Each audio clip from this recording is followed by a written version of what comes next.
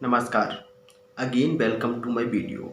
आज का हमारा टॉपिक रहेगा कि थोड़ा काउंसलिंग से रिलेटेड नहीं है, लेकिन आयुर्वेद में आप हो और आयुर्वेद में अपना कैरियर बनाना चाहते हो तो कुछ आयुर्वेद के बारे में जानना रहता है, इसके ऊपर रहेगा। तो सबसे पहले मैं काफ़ी समय से सोचता था कि भारत को सोने की चिड़िया कहते हैं।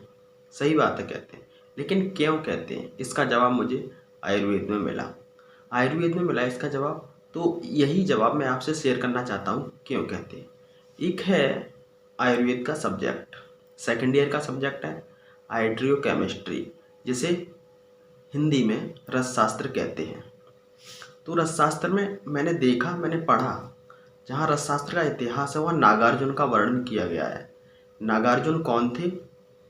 नागार्जुन तीन हुए, प्रथम, द्वितीय और तृतीय।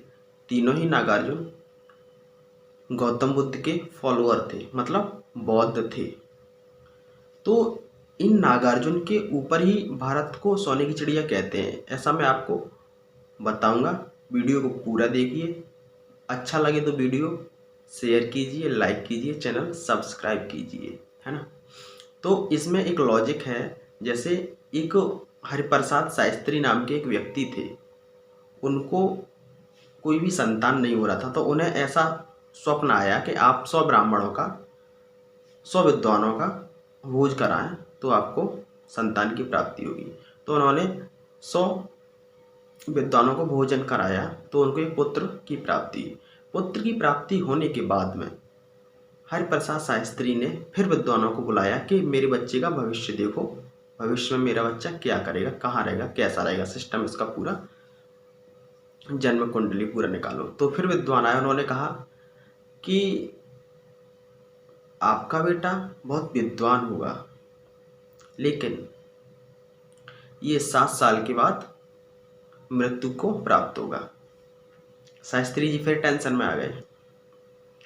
टेंशन में आने के बाद शास्त्री जी ने कहा इसका उपाय बताइए कि ये इसकी मृत्यु न हो। तो उन्होंने कहा कि आप 1000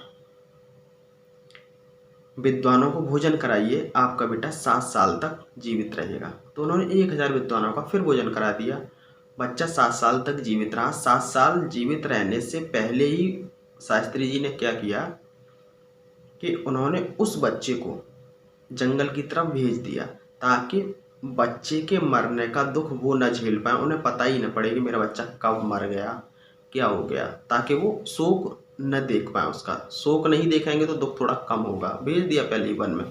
तो वहाँ वन में क्या हुआ, उन्हें एक बौद्ध भिक्षु से उनका मुलाकात हुआ। उस बौद्ध भिक्षु ने उस बालक को वहाँ से ले गए और उसे नालंदा के विश्वविद्यालय में छोड़ दिया।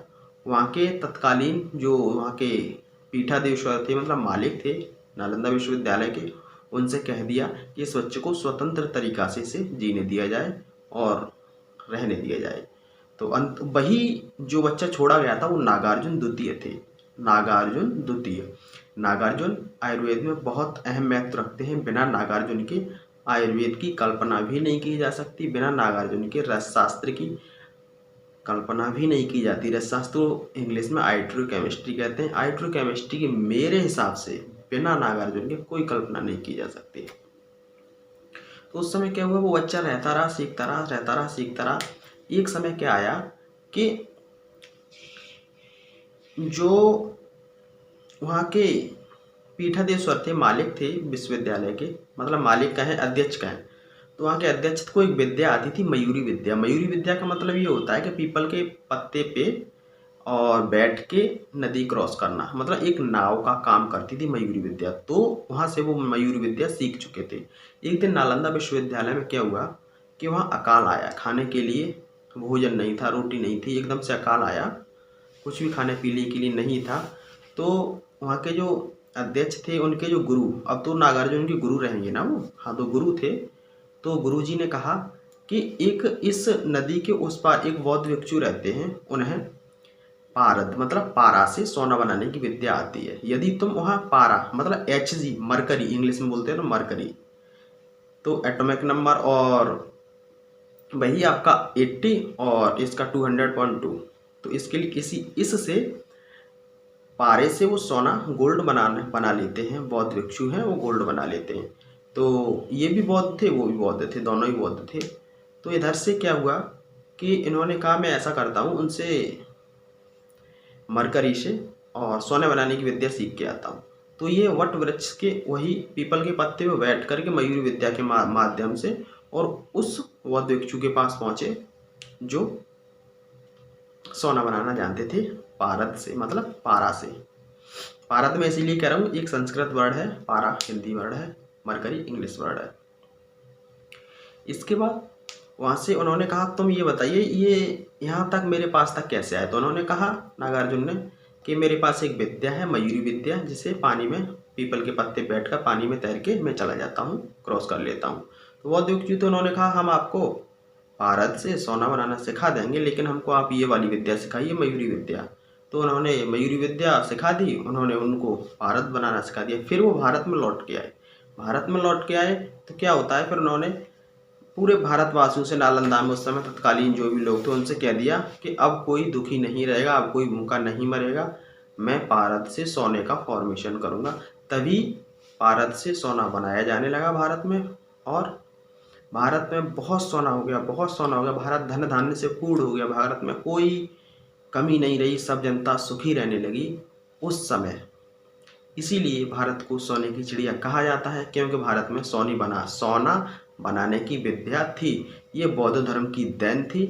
तो मैं तो यही कहूँगा कि बिना नागार्जुन के रथशास्त्र की कल्पना भी नहीं की जा सकती, और भारत को सोने की चिड़िया बनाना, इसमें बौद्ध धर्म का अहम महत्व था। धन्यवाद। वीडियो अच्छा लगा हो तो चैनल सब्सक्राइब करो, वीडियो को लाइक करो, शेयर करो। धन्यवाद। जहाँ तक मैं समझता हूँ ये मेरे व्यक्तिगत विचार हैं, और ये मेरा शास्त्र भी कहता है, इसी बात को फॉलो करता, तो वही मैंने आपके साथ शेयर किया है।